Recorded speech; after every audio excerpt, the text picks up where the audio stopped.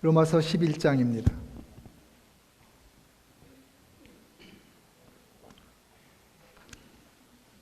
로마서 11장 1절로 7절까지 말씀 저와 함께 한 절씩 교독하심으로 그렇게 받도록 하겠습니다.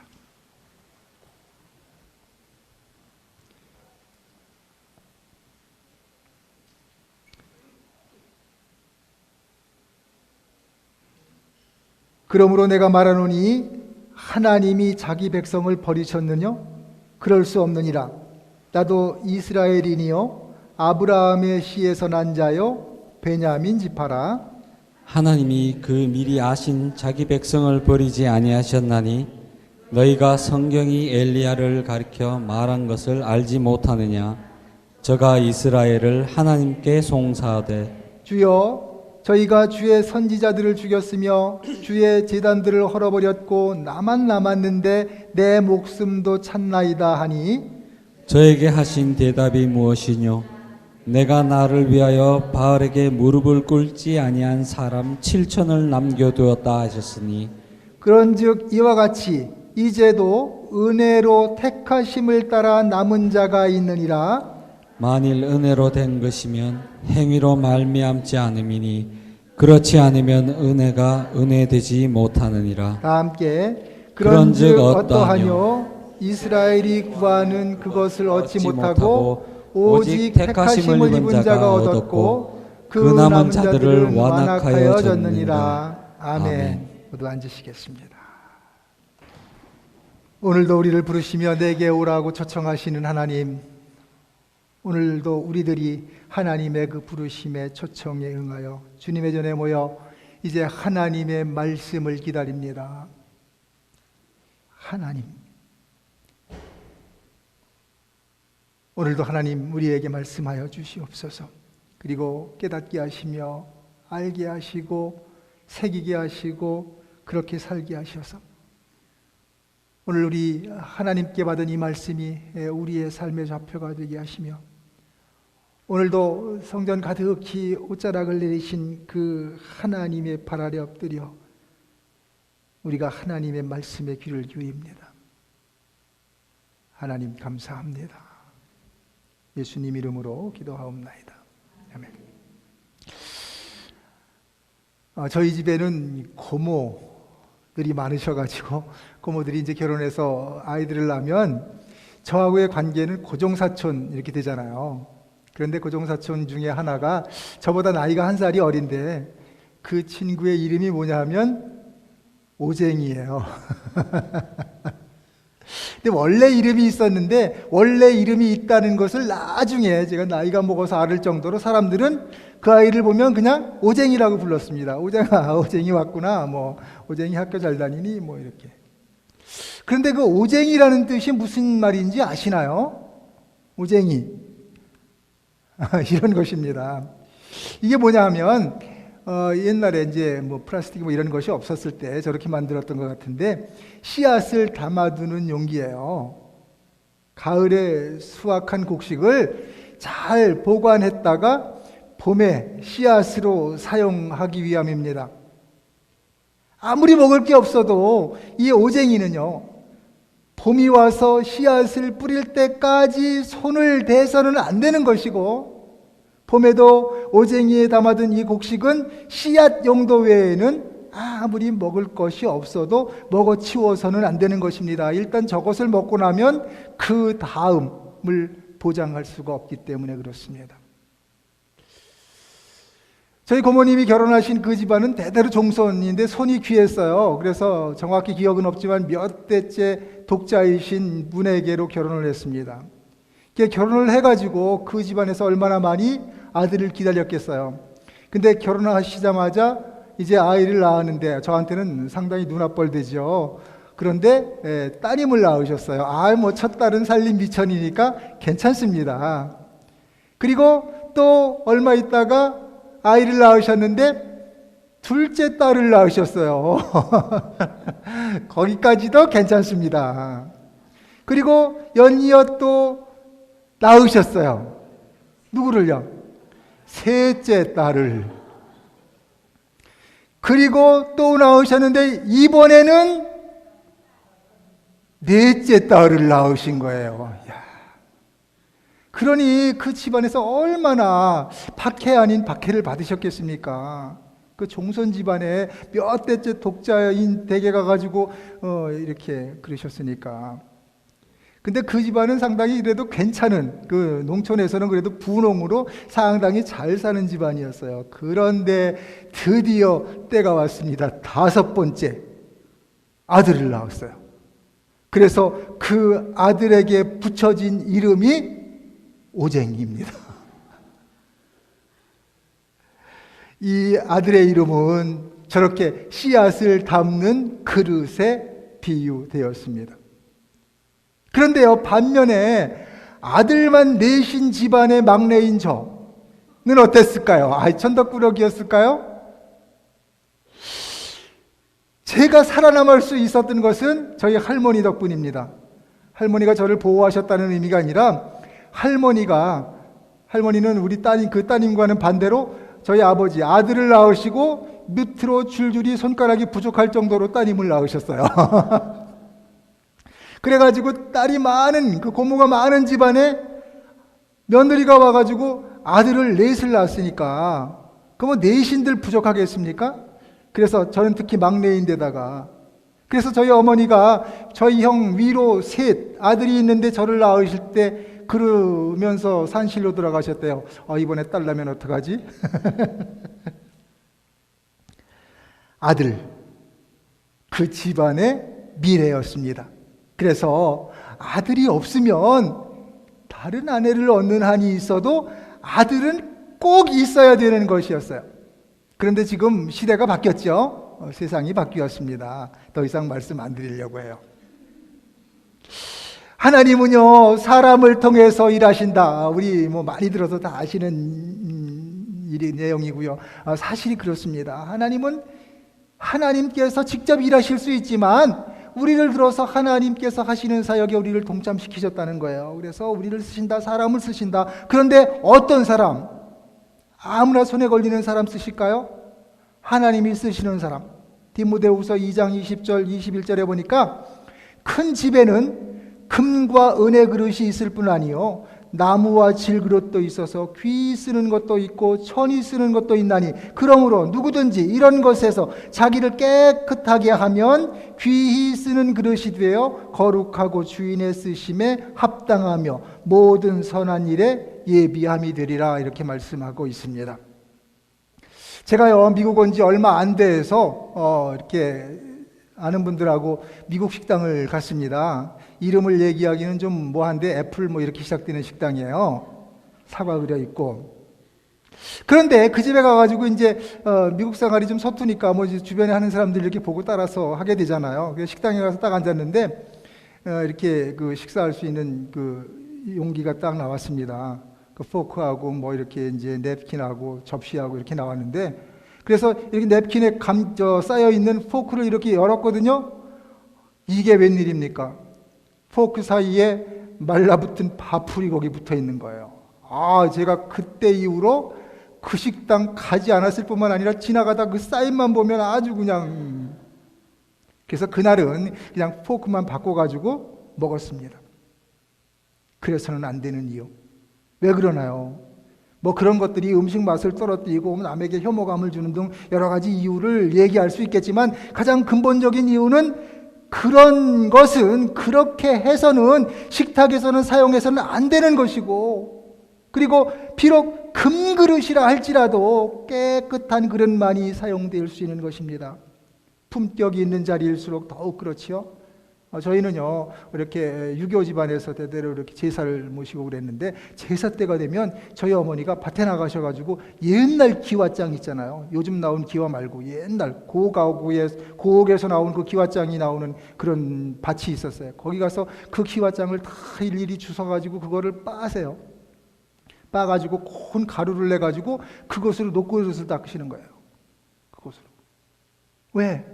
제사를 모셔야 되는 그릇이기 때문에.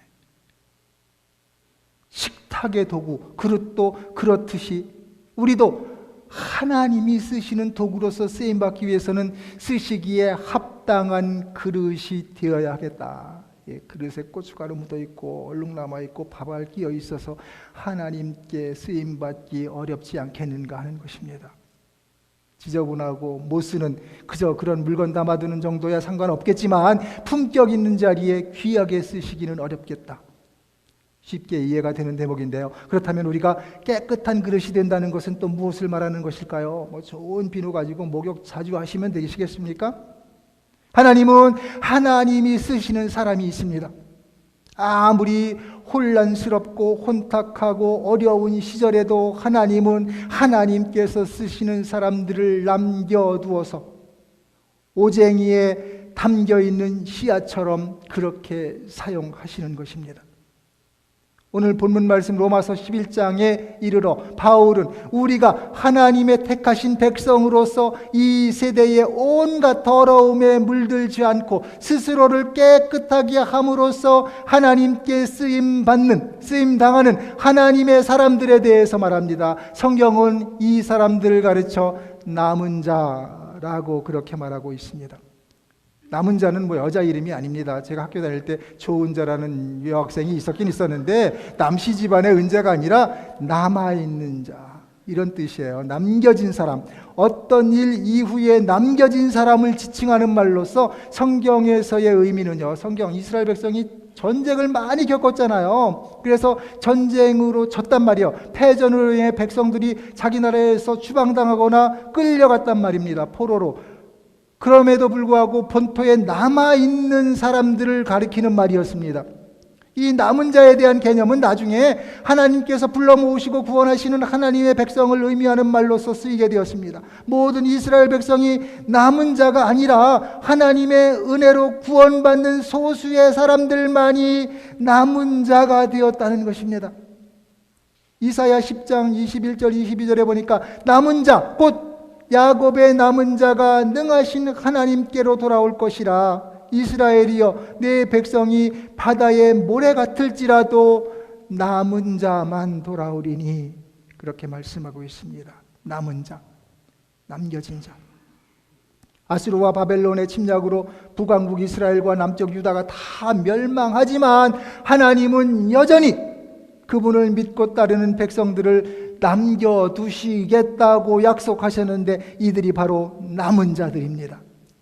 하나님은 이처럼 남은 자, 그러니까 우리 편에서 보면 남은 자를, 그리고 하나님은 또 남겨두셔서 그들을 통해서 하나님의 구원 사역을 이어오셨다 하는 것입니다.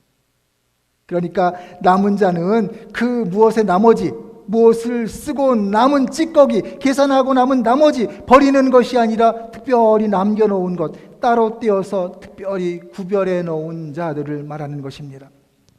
죄악이 관영하던 시대에, 그래서 하나님이 세상을 물로 심판하실 수밖에 없었던 그때에도 하나님은 노아와 그 가족을 남기셨습니다.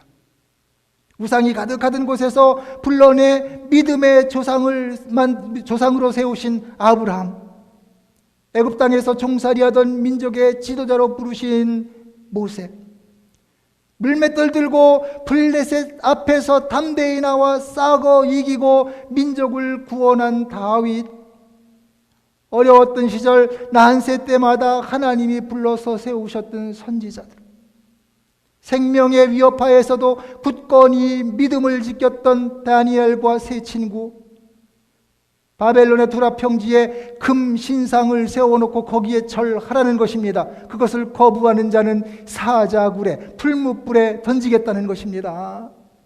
그럼에도 불구하고 굳건히 믿음을 지켰던 사람, 또 주님 오시는 길을 예비하기 위해 그분보다 먼저 왔던 요한, 복음 들고 땅끝까지 이르러 증인된 삶을 살았던 바울, 거기뿐입니까? 우리의 역사만 보더라도 일제시대 일본의 총칼 앞에서도 신사참배를 거부했던 신앙, 6.25 북한 공산당의 총칼 앞에서도 신앙을 잃지 않고 순교로서 지켰던 믿음, 지금도 북한이나 중국에는 밖에 속에서도 수많은 지하교회들이 활동하고 있다고 그렇습니다.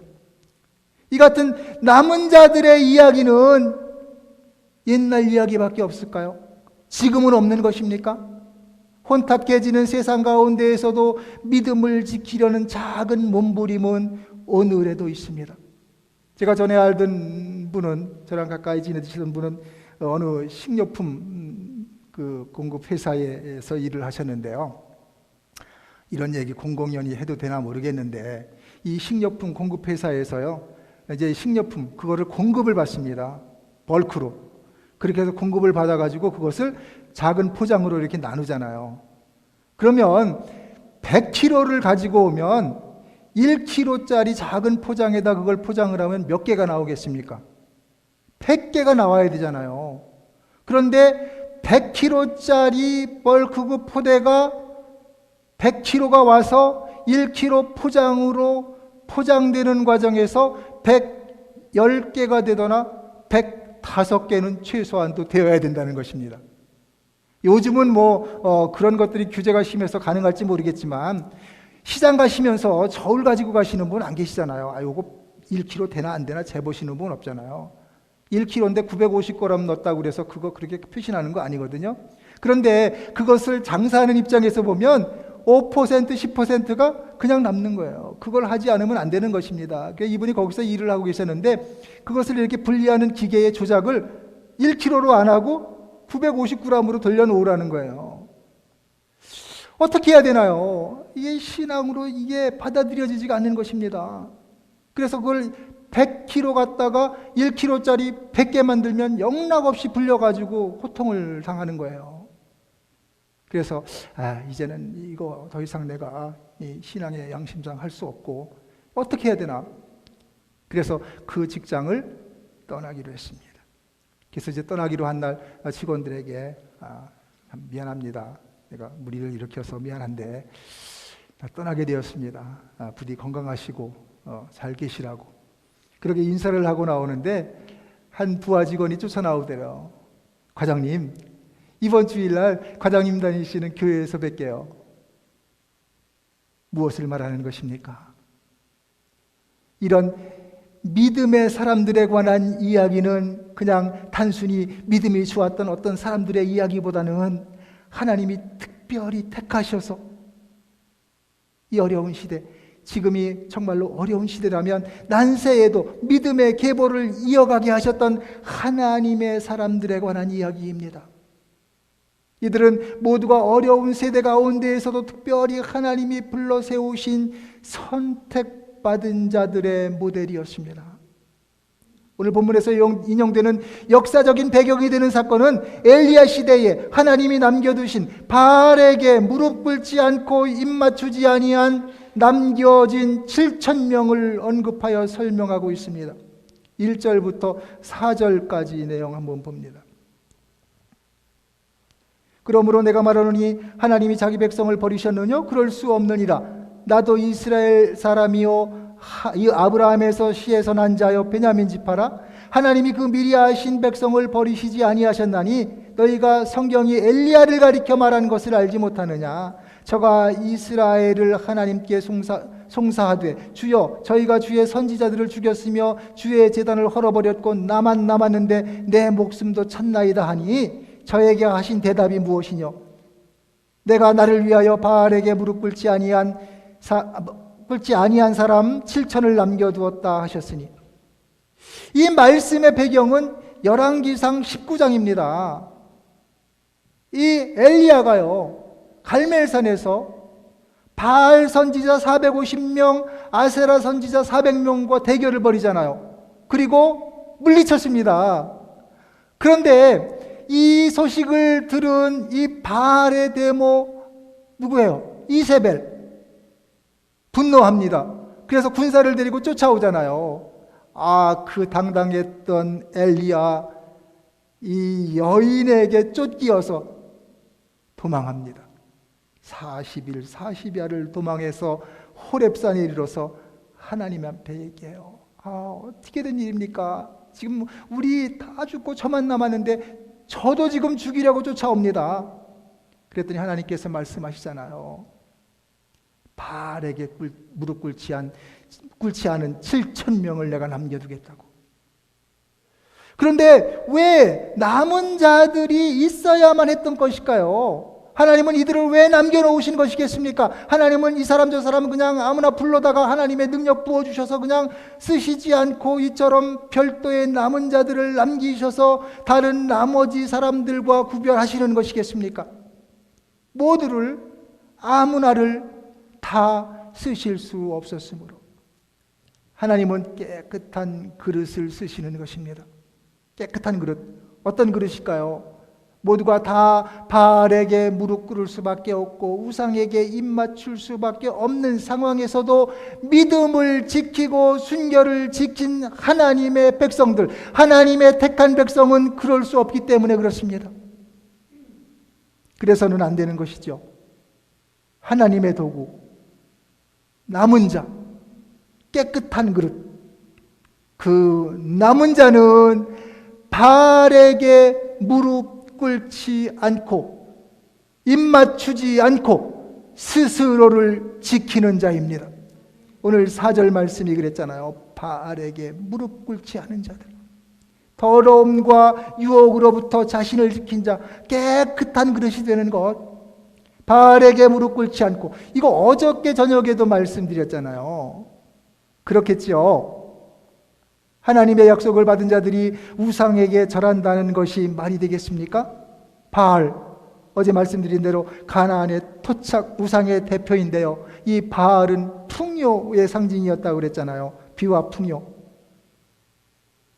이 시대의 우상, 그러면 오늘 우리들에게 이 풍요를 약속하는 이 시대는 무엇이 우리에게 이 풍요의 이 상징인 바알이 되겠습니까? 창세기 3장 6절, 에덴 동산에서 하와가 바라보았던 먹음직하고 보암직하고 지혜롭게 할 만큼 탐스러웠던 이 과실은요, 오늘 우리들이 바라보는 요한일서 2장 16절, 육신의 정욕과 안목의 정욕과 이생의 자랑, 이 세상을 따라 살고 싶은 것. 그래서 우리들의 항상 거기에 있기 쉽습니다. 마태복음 6장 24절, 한 사람이 두 주인을 섬기지 못할 것이니 혹은 이를 미워하며 저를 사랑하거나 혹은 이를 중히 여기며 저를 경히 여김이라. 너희가 하나님과 재물을 겸하여 섬기지 못하느니라. 이 우상 앞에, 이 시대의 최대의 우상인 이 물질 앞에 무릎 꿇지 않을 자신이 있으십니까? 그런데 우리는 섬기는 기술이 원래 뛰어나가지고 하나님도 섬기고 돈도 섬기고 그 외에 어떤 것도 얼마든지 겸하여 섬길 수 있다는 것 아니겠습니까? 그러나 하나님은 말씀하시는 것입니다. 남은 자들은, 하나님께서 남겨놓으신 자들은 결코 바알에게 무릎 꿇어서는 안 되는 것이라고. 그래서 하나님께서는 바알에게 무릎 꿇지 않고 입 맞추지 아니한 7,000명을 남겨놓으셨다는 것입니다. 그런데 문제는 그것이 그렇게 쉽지 않다는 말씀이에요. 우리는 세상의 염려와 재리와 유혹에 말씀이 막혀 결실하지 못하는 자들이 되었습니다. 바울이요, 괴로움 가운데 탄식했던 것이 바로 이런 것 아니겠습니까? 로마서 7장 24절, 오라 나는 곤고한 사람이로다. 이 사망의 몸에서 누가 나를 건져내랴. 고민하는 거예요. 하나님을 따라 살고도 싶고 내 육신을 따라 살자 보니까 세상도 따라가고 싶고. 그렇다면, 그런 것이라면, 바울마저도 힘들어했던 것이라면 세상 사람들이 지켜낼 수 없는 것이겠습니까? 우리는 아예 엄두도 낼 수 없는 것일까요? 하나님의 도구, 남은 자, 깨끗한 그릇이 되는 것은 나의 노력이나 결심이나 행위만으로 되는 것은 아닙니다. 그것은 하나님의 은혜로 택하심을 따라 남은 자가 되어야 되는 것입니다. 5절과 6절 말씀 볼게요. 그런즉 이와 같이 이제도 은혜로 택하심을 따라 남은 자가 있느니라. 만일 은혜로 된 것이면 행위로 말미암지 않음이니 그렇지 않으면 은혜가 은혜되지 못하느니라.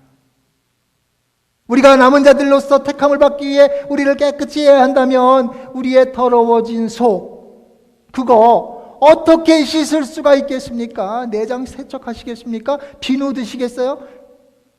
어떻게 우리가 우리를 깨끗게 하나요? 죄에서 자유를 얻게 함은 보혈의 능력, 주님께서 흘려주신, 우리를 위하여 십자가에서 흘려주신 그 보혈로 우리의 더러워진 것을 깨끗이 씻어주시고 우리의 할 수 없음을 또한 미리 하시고 우리를 대신해서 주 예수 그리스도께서 먼저 대신 다 짊어지셨습니다. 그분의 흘려주신 보혈은 우리를 위한 능력이 되셨습니다.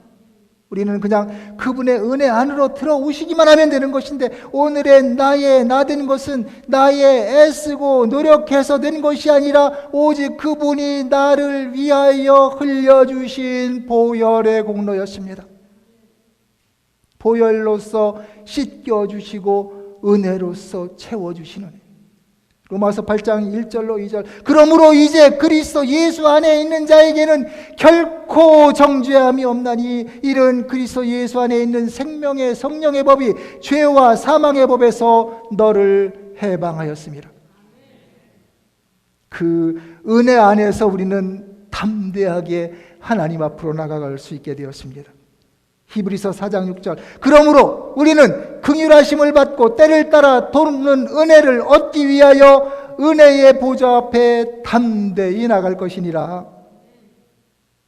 그러나 때로는 우리는 이렇게 말하고 싶을 거예요. 하나님, 더 이상은 어떻게 할 수 없습니다. 해도 안 되네요. 안 되는 걸 어떡하나요? 안 되는 것은 안 됩니다. 하나님 말씀하세요. 내게 능치 못함이 있겠느냐? 하나님, 앞이 안 보입니다. 어디로 가야 할지 모르겠어요. 캄캄합니다. 길을 잃었어요. 내가 곧 길이요 진리요 생명이니라. 주님, 너무 피곤하고 지쳤습니다. 주님 말씀하십니다. 내게로 오라. 내가 너를 쉬게 하리라. 하나님, 저는요 어떤 때는 내 자신도 용서할 수 없어요. 세상이 왜 이런 것입니까? 그때 하나님 말씀하세요. 내가 너를 용서하노라. 이 제 마음에 가득한 걱정, 근심, 괴로움, 분노, 이거 어떻게 해야 되는 것이죠? 주님 말씀합니다. 내게 맡겨라. 오늘을 살아가는 내 모습, 이 내 삶이 도대체 이게 무엇입니까? 이 꼴이 무엇입니까? 그때 주님 말씀하세요. 내 은혜가 내게 족하다. 하나님, 지쳤습니다. 그리고 저 외로워요. 저 혼자입니다. 그때 주님 말씀하세요. 세상 끝날까지 내가 너와 항상 함께 있으리라. 오늘 우리들이 살고 있는 이 세대는 믿음을 지키며 남은 자로서 살아가기에 적합한 환경일까요? 그렇습니까? 우리의 믿음에 어떠한 방해도 받지 않으니까 그냥 괜찮습니까? 그러나 결코 만만한 세상이 아닙니다. 시시각각으로 우리를 조여오는 환경 가운데에서도 우리가 남은 자들로서 부르심받기 위하여 우리를 깨끗하게 하기 위한 피나는 몸부림이 있어야 한다는 것. 오늘 하나님의 말씀 7절입니다. 그런즉 어떠하뇨? 이스라엘이 구하는 그것을 얻지 못하고 오직 택하심을 입은 자가 얻었고 그 남은 자들은 완악하여졌느니라. 택함을 받기 위하여 남은 자, 그리고 택함 받고 남은 자, 동일하게 남은 자라고 표현하고 있지만 전혀 다른 두 남은 자들. 우리는 어디에 있습니까? 어두워져가고 혼탁해져가는 세대 가운데에 우리는 하나님이 쓰시기 위해 따로 남겨놓으신 남은 자들일까요? 아니면 남겨지지 않은, 남겨놓으시지 않은 그 나머지 남은 자일까요? 이 시대가 또한 하나님이 쓰시기에 합당한 그릇을 찾아보기 어려운 시대가 아닌가 생각합니다. 한탄하는 목소리들이 많습니다. 그렇다면 우리들이 이 시대에 하나님께 쓰임받고 이 시대를 이어가는, 아니 그러시기 위해 하나님께서 특별히 오쟁이에 담아 남겨놓으신 남은 자들이 우리들이 될 수는 없는 것이겠습니까? 그 약속, 하나님께서 오늘 우리들을 이 시대에 남겨놓으시겠다는 그 약속을 오늘 우리는 아멘으로 받자는 것입니다. 아멘. 이분 다 아시죠? 너무나도 유명한 분입니다. 송명희 시인. 1963년 2월 23일에 병원에서 아무런 소리 없이 세상의 빛을 보아야 했던 이 아기, 엄마 외에는 다른 누구에게서로부터도 축복을 받지 못했습니다. 이것이 이분이 만난 첫 세상이었습니다. 아버지는 결핵으로 몸을 완전히 쓰지 못하여 가사는 기울 대로 기울었습니다. 어머니 또한 병으로 몸이 약해져서 젖 한번 빨아보지 못하고 쌀가루 끓인 물만으로 근근히 생명을 이어가야만 했다는 것입니다. 세상에서는 버려진 것 같은 이 여인이 17살 나던 해에 예수 그리스도를 인격적으로 만남으로 새로운 삶을 살게 되었습니다. 그리스도를 만나서 듣게 된 음성, 그분의 음성, 그 음성을 이분은 간증으로 남기게 되었는데, 내가 너를 들었으리라. 이분은 간증을 통하여 하나님을 증거하며 시로서 하나님을 높이며 찬송으로 하나님을 찬양합니다. 오늘 이 시대에 하나님께서 쓰시는 사람, 하나님께서 남겨놓으신 사람, 오늘 우리들이 되겠다는 것입니다. 우리들이 하나님의 말씀에, 그 약속의 말씀에 아멘, 그렇게 응답함으로 하나님께서 이 시대에 남겨놓으신 남은 자들로서의 그 약속을 우리 모두가 받을 때에 하나님은 오늘 우리에게 말씀하여 주실 것입니다. 내가 내 그릇을 깨끗이 하면 내가 너를 들었으리라. 이분이 지어서 널리 애송되는 찬양, 나 가진 재물 없지만, 지식 없지만, 남들이 갖지 못한 것, 남들이 보지 못한 것, 남들이 듣지 못한 것, 그것 듣게 하셔서 쓰시는 하나님, 공평하신 하나님, 그 하나님을 이분은 찬양합니다.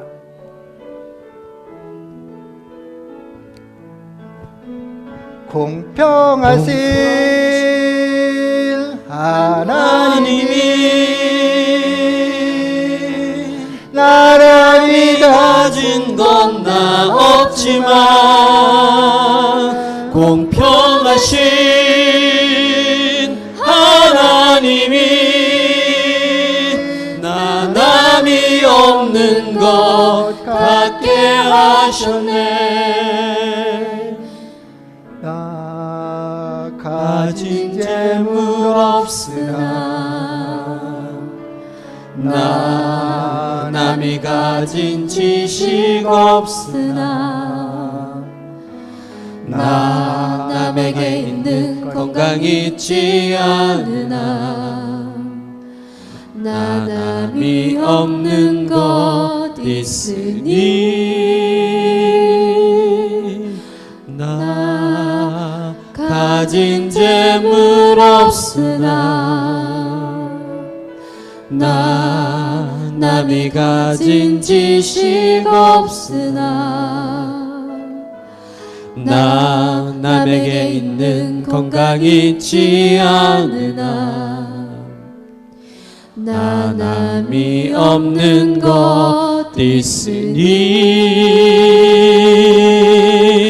나남이 못 본 것을 보았고 나남이 듣지 못한 음성 들었고 나남이 받지 못한 사랑 받았고 나남이 모르는 것 깨달았네.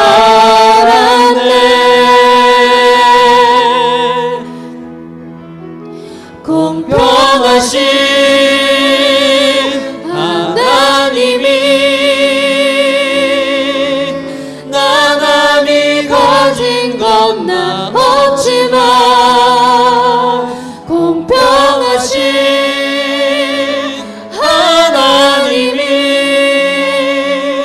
나남이 없는 것 같게 하셨네. 그래서 공평하신 하나님이 남의 없는 그것 내게 주셔서 그것으로 나를 쓰시겠다면, 그래서 나를 남겨두신 남은 자로서 오늘 그분이 우리를 쓰시기 위해 우리에게 오셔서 우리를 부르신다면, 우리를 쓰시겠다면 그 부르심에 순종해서 따라 나서야 되지 않겠느냐 하는 것입니다. 그러기 위해서 우리는 그분의 약속의 말씀에 아멘으로 응답하는 것입니다. 오늘 우리들이 하나님께 선택되어서 여기 있게 된 것은 우연히 그냥 어쩌다가 그렇게 된 것이 아니라 우리들 이 세대 가운데에 오늘 남은 자로서 부르시고 세우신 하나님의 계획이 있었다는 것. 그래서 하나님은 우리를 향한 기대가 있으십니다. 또 하나의 열매를 바라시는 기대. 그것은 하나님만이 가지고 계신 기대가 아니라 우리 또한 거기에 기대를 갖고 있습니다. 나를 통해 하실 일을 기대하는 그 기대. 쓰임받지 못하는 인생은 없습니다. 우리도 주님의 손에 쓰임받기 위하여 우리를 깨끗이 하고 주님의 은혜 안에 거할 수만 있다면 우리도 이 시대의 남은 자들로서 주님의 구원의 사역에 귀하게 쓰임받을 수 있습니다. 그것은 우리가, 저와 우리 구로님들이 바로 이 시대에 하나님께서 특별히 남겨놓으신 남은 자들이기 때문에 그렇습니다. 그것을 믿으십니까? 기도하겠습니다.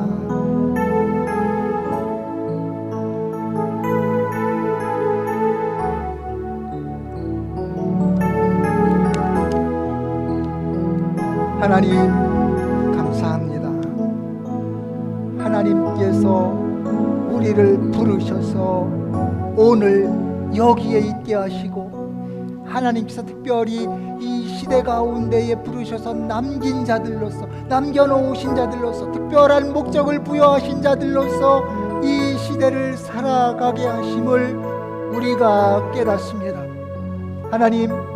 하나님께서 우리에게 약속해 주셨습니다. 이 시대에 남은 자들로서 우리를 쓰시겠다는 그 약속에 우리가 아멘합니다. 그 약속을 우리의 가슴으로 받습니다. 그래서 주님께서 우리를 쓰시겠다면 그 부르심의 현장에 내가 거기에 있기를 기도합니다. 하나님, 이 시대에 하나님께서 특별히 남겨놓은 남은 자들, 그들이 우리가 되게 하시며 우리가 그곳에서 하나님이 원하시는 때에 원하시는 곳에서 쓰임받는 귀한 그릇이 되게 하여 주시옵소서.